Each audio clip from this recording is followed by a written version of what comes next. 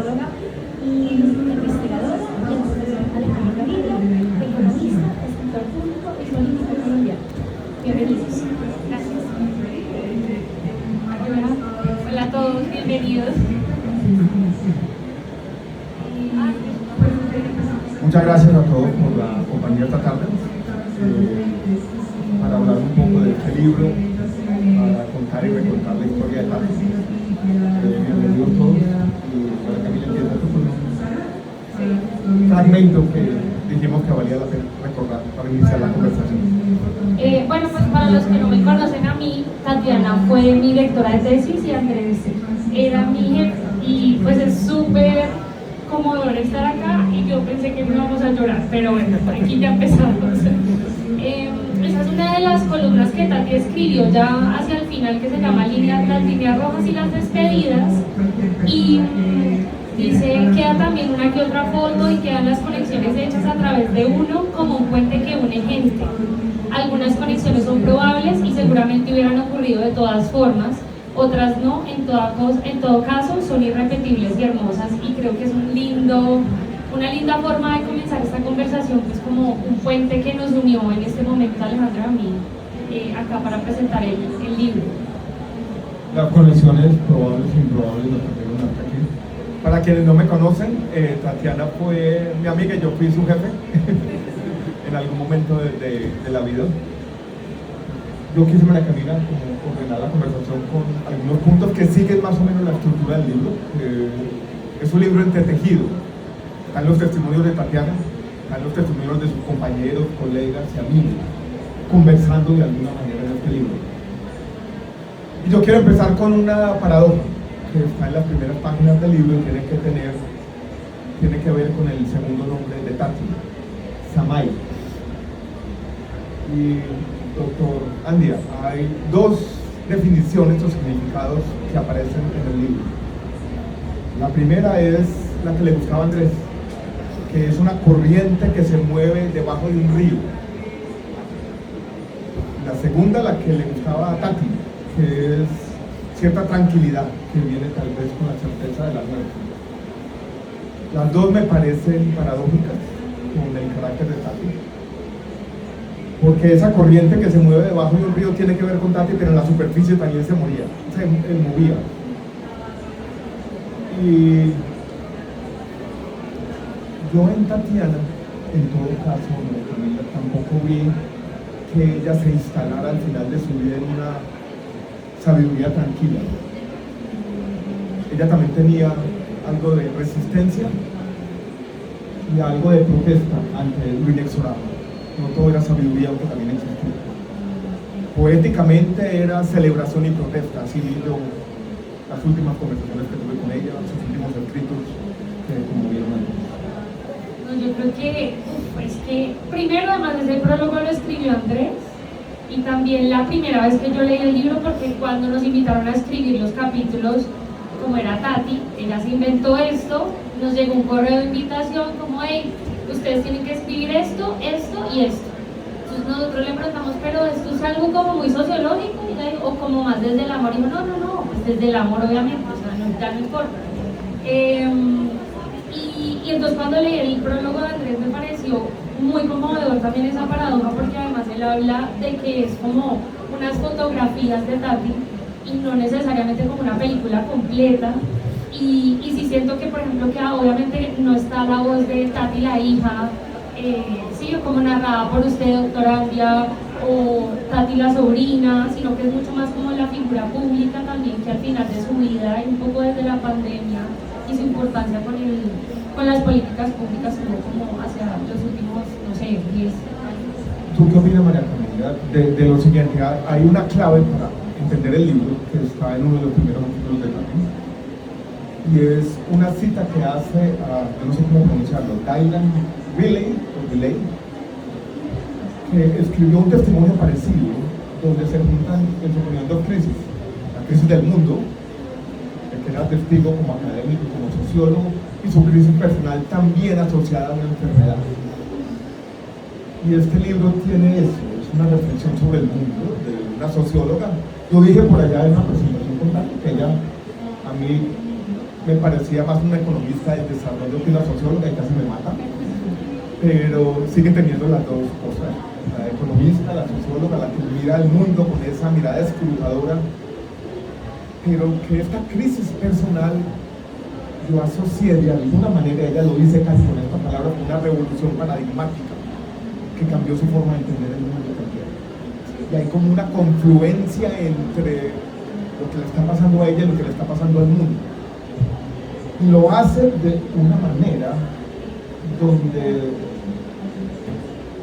hay lucidez, hay protesta, pero en sus justas proporciones, y sin nunca caer en una conmiseración personal, que es algo que me llama mucho la atención, ¿no? Esa fortaleza también. No, a mí me parece igual impresionante el libro porque uno lo lee por leer a Tati. O sea, definitivamente como la calidad de todos los escritos de ella, es como uno va así, y después escribe alguno de nosotros, es como, y después vuelve y sube, y después él y baja, porque de verdad es que es impresionante y la forma en la que ella logra conectar la biografía con la historia, como todo lo que, las enseñanzas de cuando era chiquita, de los medicamentos, de haberlo estudiado toda la vida, de haber hecho la política pública de medicamentos junto a usted y sus otras amigas, y después vivirlo desde el otro lado, y pues era como, fue demasiado transparente también como la forma en la que narró la muerte, como muy, pues no sé, calzón quitado un poco. Siguiendo el orden del libro, Carlos Andrés dice algo que me pareció interesante. Lo voy a llamar una especie de epistemología personal de Tati, y él la asocia con cocinar. Y yo recordé a Tati cocinando. El cocinar mezclaba una intuición, un método o unos métodos y un sentido colectivo. Pero si uno lee este libro, hay una reflexión permanente, no anclada en un método, sino en muchos métodos. Es un libro epistemológicamente plural, y así fue Tati. Y esa epistemología, esa curiosidad por el mundo, que ella siempre anclaba en un método, porque Tati era disciplinada en su forma de observar la realidad. El libro lo dice varias veces, y lo dice María José también, un rechazo al bullshit sociológico. Ella no quería eso, quería ser estricta en el método, rigorosa en el método. Y eso mismo lo aplicó a sus columnas personales. Y eso es a veces difícil, porque ella podía decir esa manera de ser tan rigurosa e intelectual, pero mezclar las emociones, es lo que hace algunos de estos artículos también excepcionales. Pues ahí en particular, o sea, cuando solamente con leerles los títulos, creo que se permite un poco entender eso que estás diciendo. Por ejemplo, sus amigos del doctorado. El título del capítulo es Apuntes sobre cómo estudiar a gente como tú. O sea, pues es obviamente que es rigor, pero también hay demasiado amor. O, por ejemplo, es que me imagino, no la conozco, pero muchos de ustedes sí la conocen cuando lanzaron el libro en los Andes el año pasado. El que escribió su directora de tesis doctoral, y es La sociología a través del amor, lo que aprendí caminando y escribiendo juntas. Y me parece hermoso porque ella narra cómo Tati le enseñó a escribir desde el amor y a sentarse a comer y a charlar y a hacer sociología, no bullshit sociología, pero todo desde el amor. Y yo me imagino como una señora toda gringa diciendo como, pero ¿por qué tenemos que querernos cuando hay que escribir? Y ella pues porque así se escribe la sociología bonita. Ese artículo de la señora gringa me pareció interesante porque los gringos quizás son más sinceros que nosotros, y ella casi que describe cierta hostilidad de los primeros encuentros, porque había cierto choque de visiones, como Tatiana fue muy bien, y después van a caminar a la Sierra Nevada y esa relación entre dos académicos se convierte en otra cosa. Es muy bonito el artículo y muy sincero al final del libro. Es como que o sea, es como pasan de ser colegas a quererse. Me parece hermoso porque además todo obviamente está aquí. O sea, eso seguramente no le ha pasado con todos sus estudiantes doctorales, sino que pues obviamente es esta corriente que nunca para. Y a quererse en contra de lo que ella quería, porque yo creo que ella quería seguir siendo colega, pero incluso es un dato. yo no puedo dejar de decir lo siguiente, ¿no? Es difícil hoy en Colombia reflexionar sobre el sistema de salud, sobre los temas de política farmacéutica, sobre medicamentos, sin tener en cuenta lo que Tatiana escribió y ha dicho. Yo no quisiera traer la memoria de Tatiana a esta coyuntura política un poco destructiva y aburridora, pero sí quiero leerla. Está en la página 20 del libro. Un capítulo, fragmento que se llama Las conexiones, que fue con lo que iniciamos esta conversación. Cuando yo me enfermé de cáncer, escribí también un artículo que se llama Las conexiones, porque esa enfermedad lo hace uno mirar al pasado. Y yo no sé por qué uno comienza a ver que un montón de cosas que estaba haciendo era como prepararse para la enfermedad.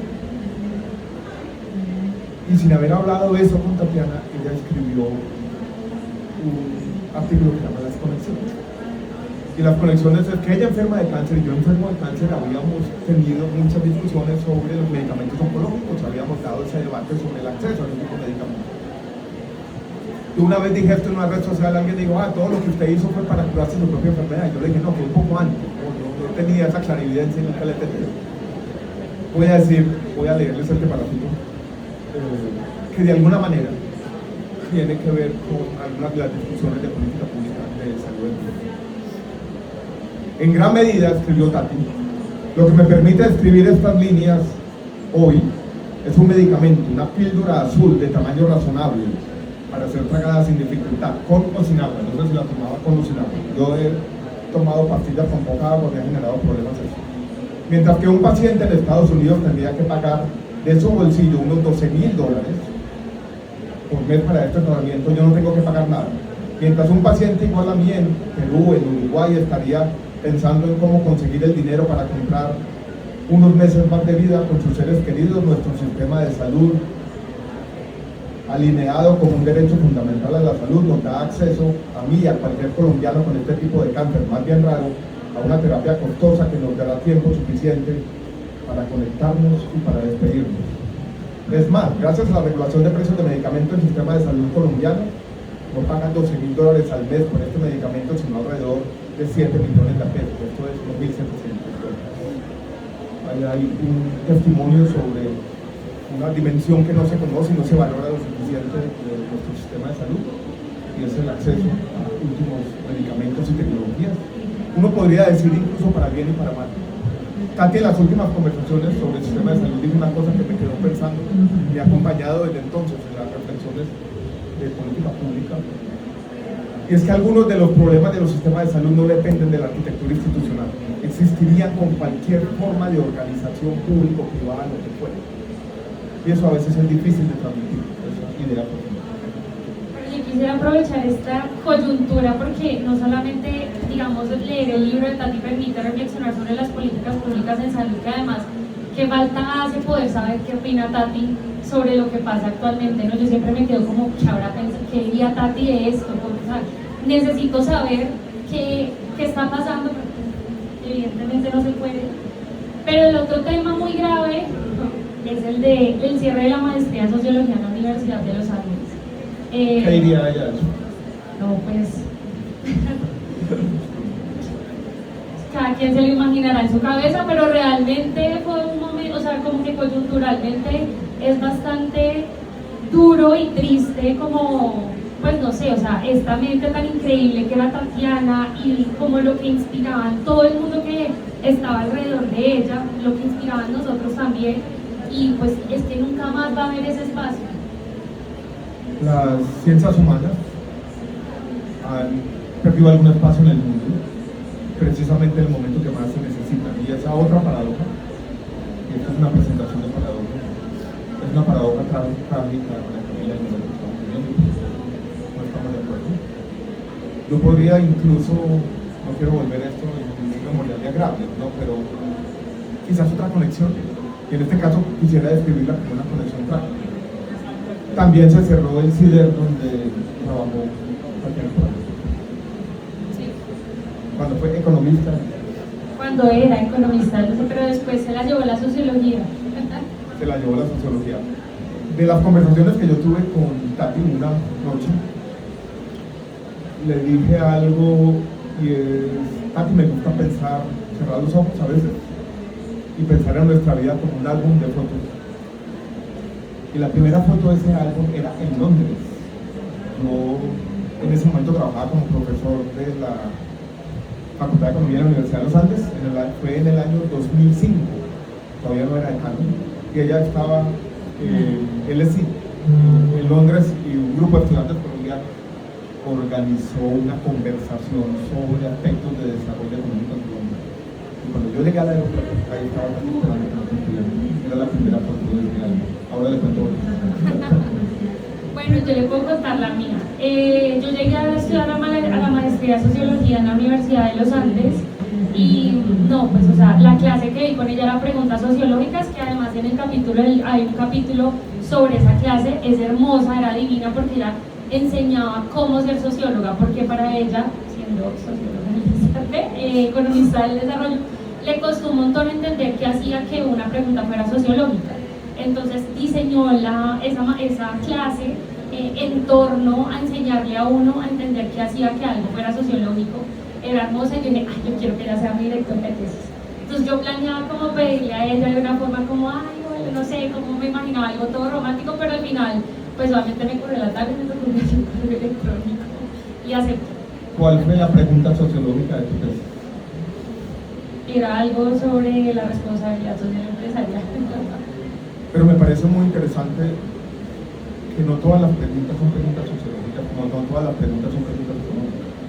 Uno tiene que partir de una buena pregunta. ¿Y qué le puede uno preguntar a una disciplina?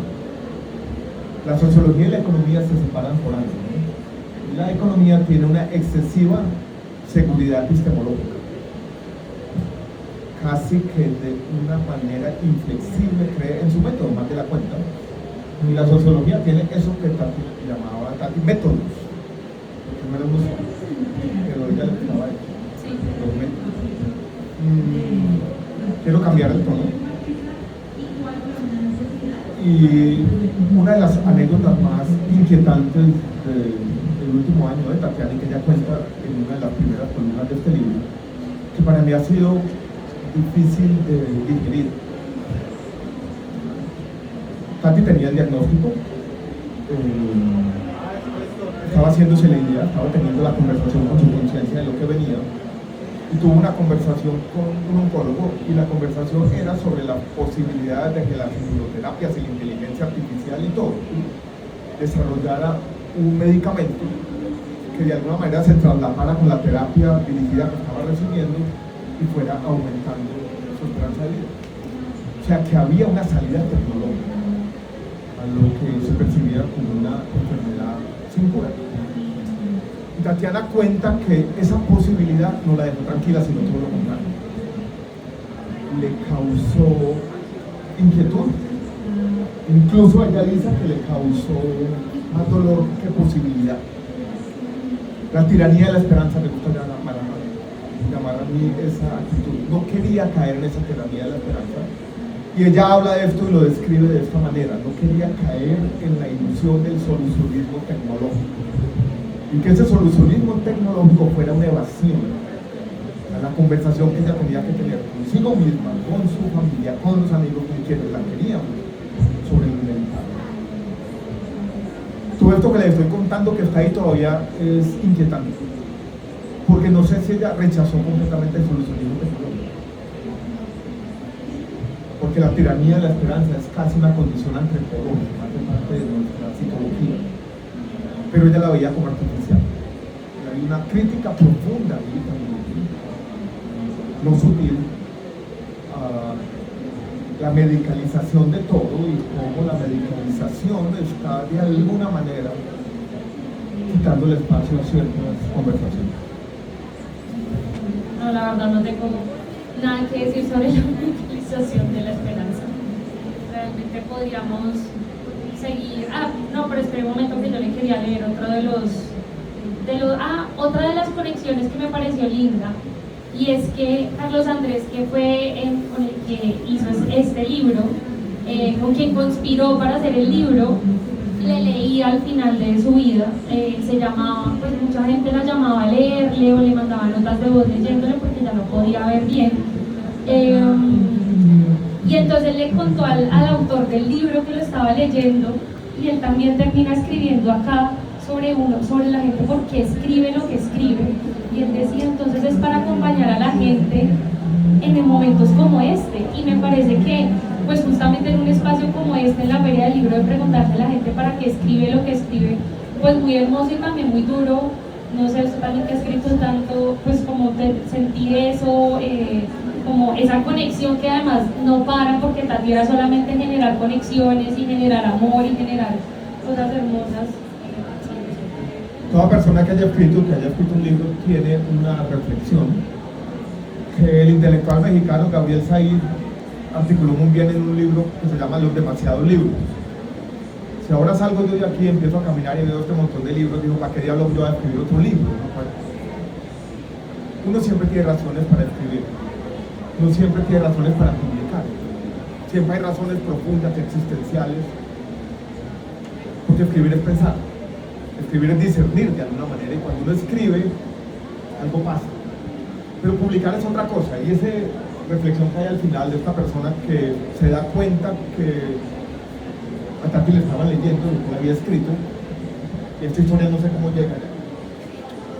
Y suscita esa reflexión sobre, bueno, yo le tiro estos libros al mundo y qué puede pasar. Y le da una respuesta para qué publicar, y de pronto yo pude cambiar la persona de esta manera tan profunda. Y dice, pues no debía publicar solo para eso, para ese valor de la literatura en estos momentos, que es esa gran transformación de las letras. Y de nuevo, es una conexión, otra conexión que se está creando en esta conexión, creada por los libros, que son conversaciones sin sospechar. Uno escribe algo y va a tener una conversación de la que uno muy pocas veces se da cuenta. Aquí sí se dio cuenta el autor con otra persona. Me parece muy bonito en una feria del libro, ese último testimonio está por acá al final del libro. Yo no sé si usted se acuerda de esa, estoy intentando buscarla pero no la encuentro, es una de las últimas columnas que Tatiana escribió sobre la pregunta, creo que también se conecta un poco con lo que estaba hablando de la medicalización, era ¿por qué seguir luchando? Esa pregunta del por qué y el para qué, pero no recuerdo cuál es una de las últimas columnas, no sé si alguien recuerda, es que está por acá al final, pero no la encuentro. Esa pregunta estuvo presente en muchas de las últimas reflexiones de Tati, ese por qué. Hay un momento donde ella me parece que es muy sincera, donde dice, una cosa es la reflexión fría sobre la eutanasia, otra cosa es practicarla, y ella confiesa que ella subestimó esa complejidad. Eso me llamó la atención, esa sinceridad que desde afuera yo alcancé a intuir de alguna manera María Camila. Hay otro momento de los que me pareció más duro del libro. Tati acompaña a Andrés Elías a una cita médica, un pequeño procedimiento. Él entra al consultorio, Tati estaba leyendo un libro, pasa una hora, pasa 1 hora y media, empieza a salir gente al consultorio, pasan 2 horas, y ella dice una cosa muy bonita: yo seguí leyendo el libro sin leerlo. Una vez tiene un libro, está leyendo los párrafos, pero no está pasando derecho. Y se pasaría algo, ¿qué le estará pasando a Andrés, no? Y escribe la siguiente frase que yo copié por aquí. Abro comillas. Me di cuenta que la idea de morirme es más tolerable que la idea de ver morir y sobrevivir a mis grandes amores. Me pareció dura esa frase. Que hablo como sin palabras. Además también me parece muy lindo traer a Andrés acá a la conversación, que pues o sea, para mí son indivisibles. O yo sé que para usted no, porque los conoció diferente, pero para mí era pues, o sea, son mis 2 mentores que ya no están. Muy triste. Y tengo la chaqueta puesta que me regaló Andrés. Y ya me dijeron cuál es la página donde está esto, era la poesía matutina, la escritura y la guerra contra el cáncer. Página número 151. 151.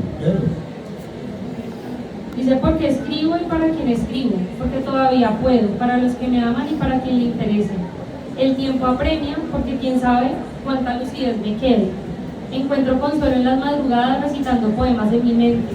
Me sé varios porque a Beraldo, mi ex esposo, le gustaba elegir poemas que creía que valía la pena aprenderse y que tenían rima, lo cual facilitaba la tarea de memorización.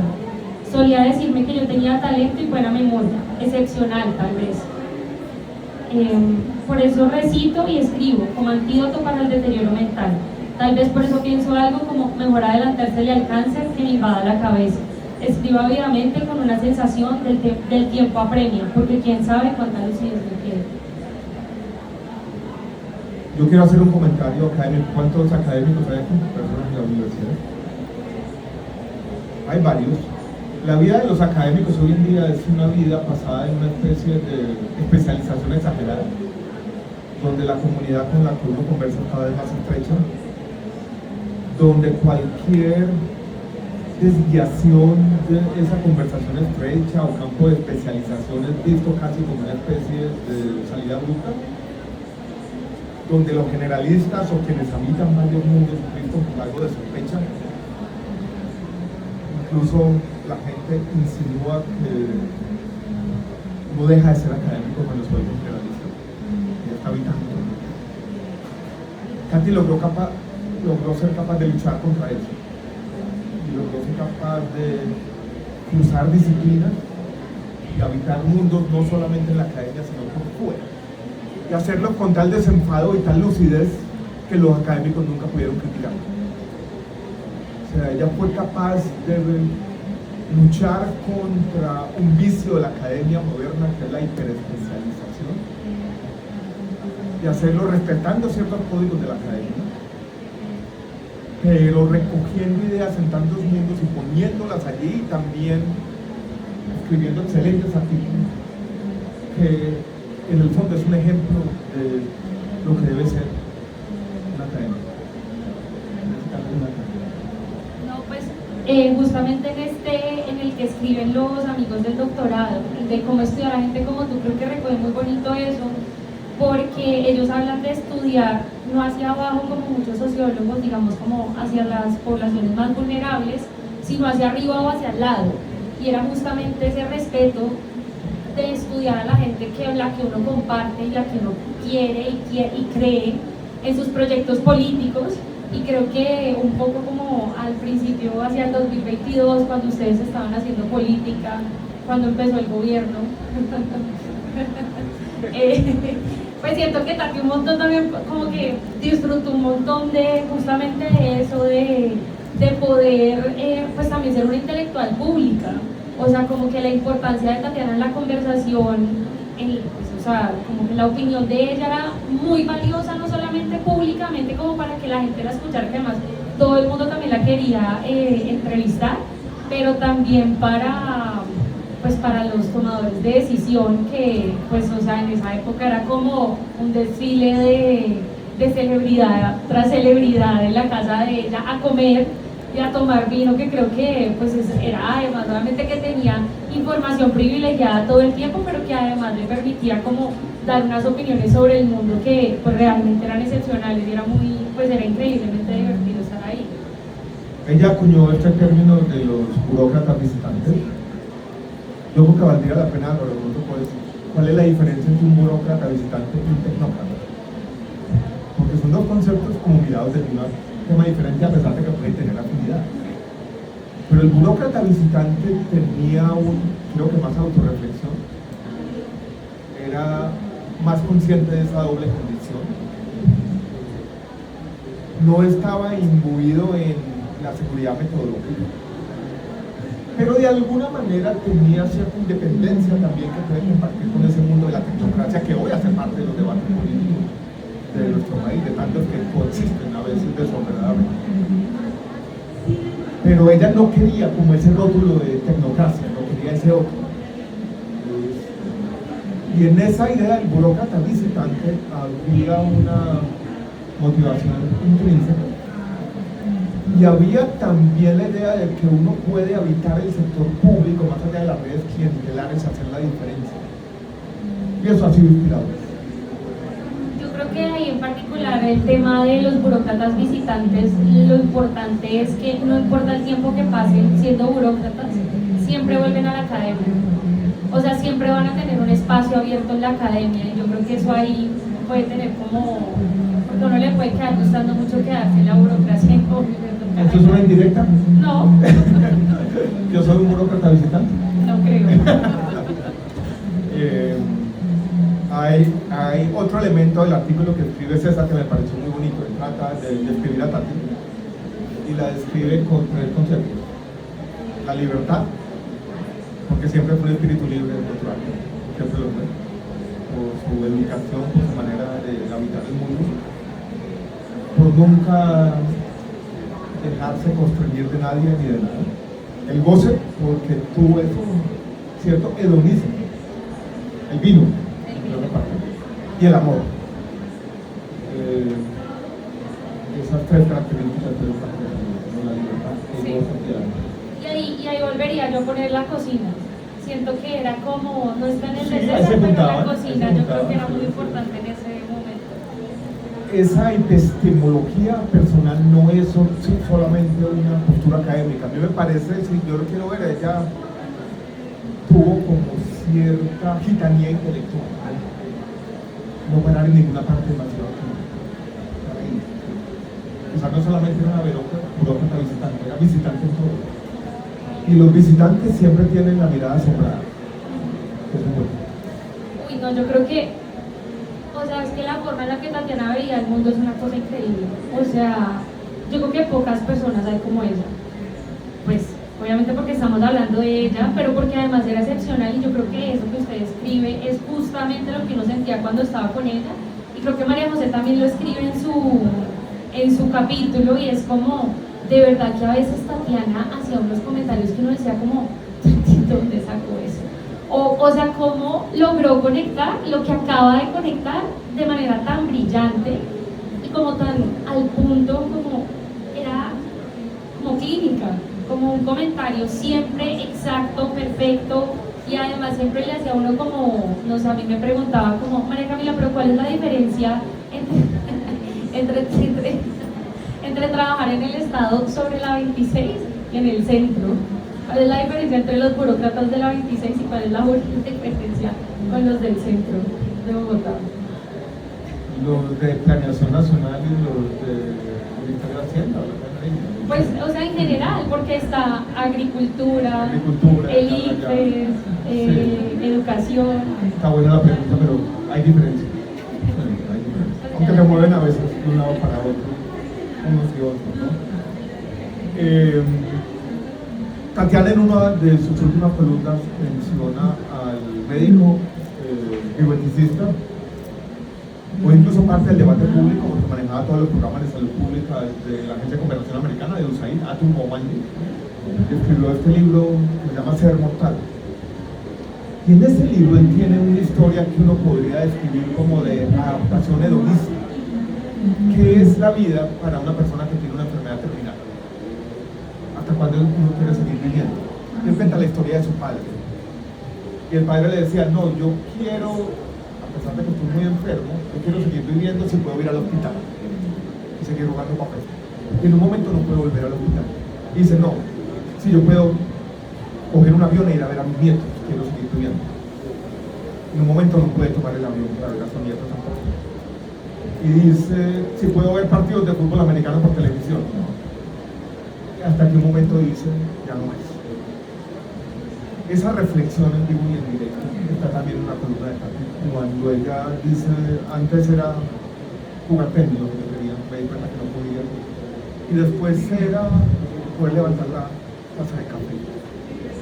Muy duro eso, para llorar también, ¿no? Esa adaptación es de las reflexiones más duras. Y todos en la vida nos vamos adaptando y hay una adaptación a las expectativas. La vida no es la que uno se imagina, sino la que vamos aprendiendo a querer sobre la marcha. Pero esa reflexión hecha desde la enfermedad me pareció lúcida y difícil. Pues para mí fue muy duro, bueno, obviamente para todos los que estamos acá y la conocíamos, pero fue muy duro, no estoy diciendo que solamente para mí fue duro, pero en particular yo me fui en agosto del 2025, del 24, y nos despedimos sabiendo que era la última vez que nos íbamos a ver. O sea, ¿Fue la última? ¿Y cómo fue esa despedida? Yo tenía un poquito de alergia, entonces le dije a Andrés como, pucha, pero es que tengo alergia, y me dijo, ay, no importa, Tati tiene cáncer terminal, venga que eso no importa. Entonces fuimos, que no, desde ahora o es nunca.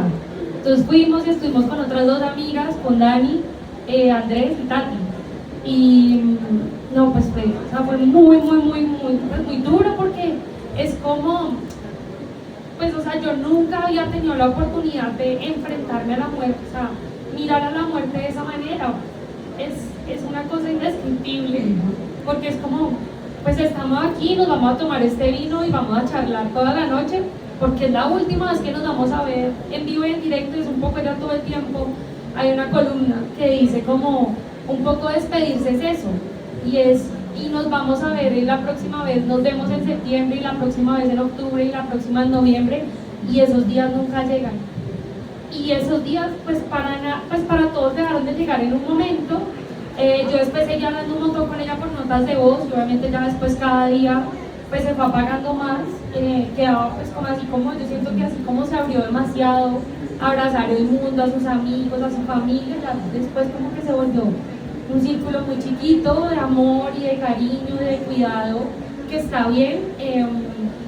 Pero de las últimas cosas que yo vi, justamente fue la entrevista con Charlie,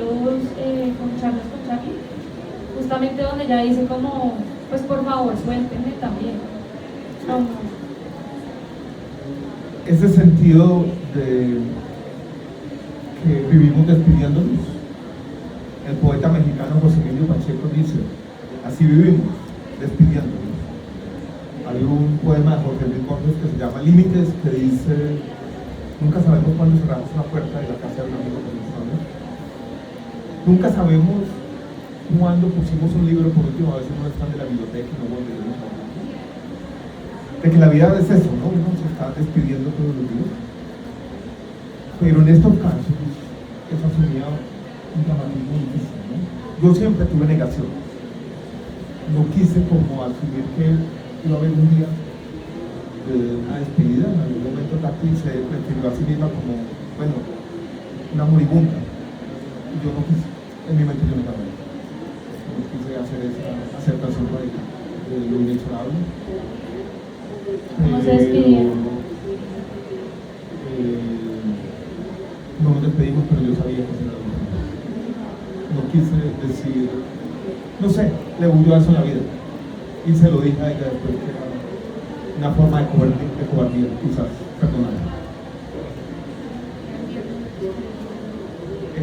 Quedan 10 minutos, el tiempo pasa. Queremos abrir esta conversación a todos cuando quieran hacer. Cuando uno es presentador siempre dice preguntar o comentario, en este caso los comentarios también están bienvenidos. ¿Quiere decir algo?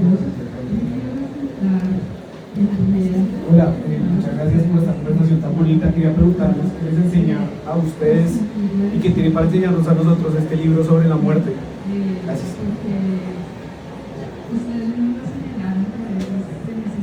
Yo voy a decir lo siguiente. Cuando yo me enfermé de cáncer, se me vino una frase a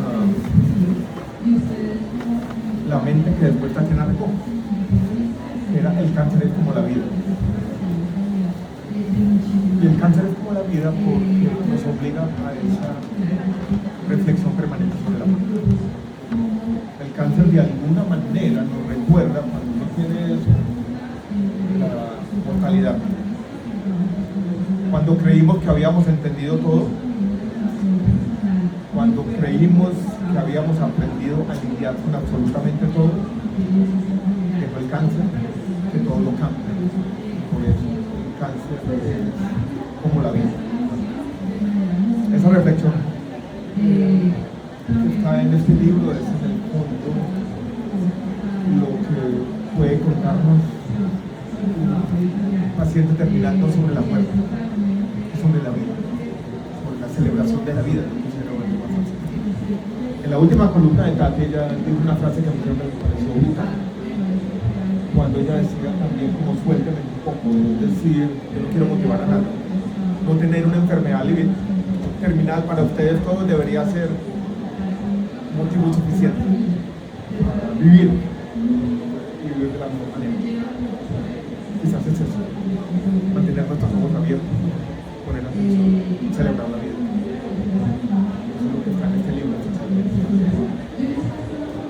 No, yo también diría además que pues es un poco eso de suéltenme, porque también ella, pues a veces pasa mucho que uno se vuelve muy egoísta cuando alguien se va a morir, entonces uno lo aprieta, como que no lo puede soltar, y en este caso era como, pues no, o sea, ustedes vayan a terapia, hagan lo que tengan que hacer, y yo hago lo que yo tengo que hacer, y yo soy libre en mi vida y en mis últimos días también, y yo siento que pues es muy bonito primero, como además pues tomar un montón de vino, vivir hasta el último instante, abrazarse todo el tiempo, con mucha presentación, era demasiado hermosa, o sea, era como un ser increíble, pero también no cargar a la gente que se va a morir, pues no sabemos quién, podemos morir cualquiera de nosotros, obviamente, pero estoy hablando como de una persona que tiene una enfermedad terminal también, dejaría eso. Recuerdo a Tatiana bailando champeta en el mercado de Bafuto en la ciudad de Cartagena. La recuerdo tomando vino, una copa tras otra en su casa, cocinando. La recuerdo en la rectoría de la Universidad de los Andes echando carretas sobre ser de nuevo burócrata visitante o aventurarnos en el mundo inhóspito de la política electoral que celebramos de alguna manera. La recuerdo mucho más joven, caminando las escaleras para llegar al bloque C donde quedaba la Facultad de Economía en la universidad. ¿Alguien más quiere hacer un comentario o preguntar? En el capítulo que tú escribiste, que no he leído porque acabo de comprar el libro, hablan de la amistad como método. ¿Nos podrían contar un poco más de ese método que es la amistad?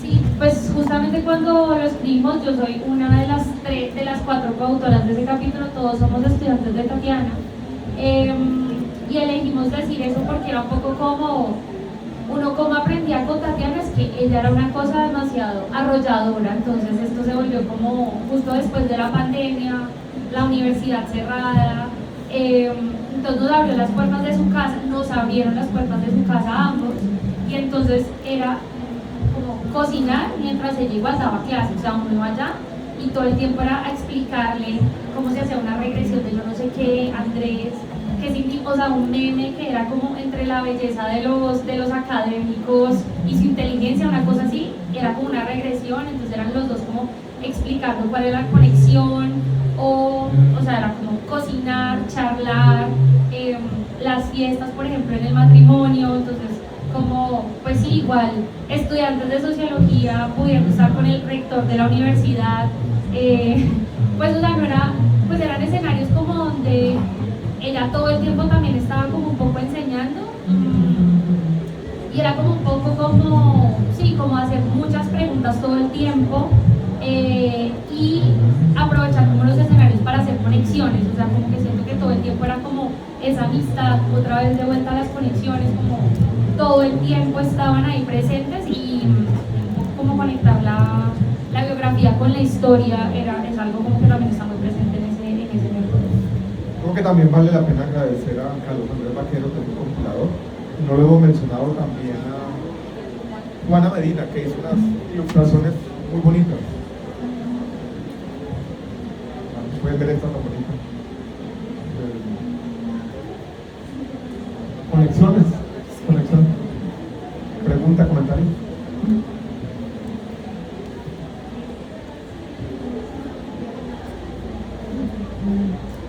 Para terminar, Tatiana está aquí con nosotros.